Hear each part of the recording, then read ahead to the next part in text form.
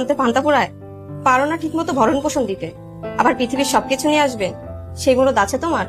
আচ্ছা ঠিক আছে, দুনিয়ার সবকিছু নিয়ে আসবো, আর যদি না পারি তাহলে তোমার সাথে আর আমার কোনো সম্পর্কই থাকবে না, তালাক হয়ে যাবে। আল্লাহ রাস্তে পার আমার মাফ করো। হ্যাঁ বলেন তো, এত পেরেশানি কিসের? হুজুর, আমি আজকে মস্ত বড়টা পাপ করে ফেলেছি হুজুর। আমি বলে ফেলেছিলাম দুনিয়ার সবকিছু তার জন্য নিয়ে আসবো, আর না পারলে তালাক হয়ে যাবে। হুজুর, দুনিয়ার সবকিছু তো আমার নেওয়া সম্ভব না। তাহলে আমার বউর সাথে কি আমার তালাক হয়েছে?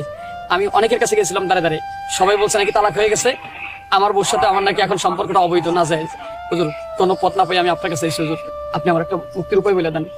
আমি আল্লাহরে ভয় পাই, আবার আমার স্ত্রীকে খুব ভালোবাসি।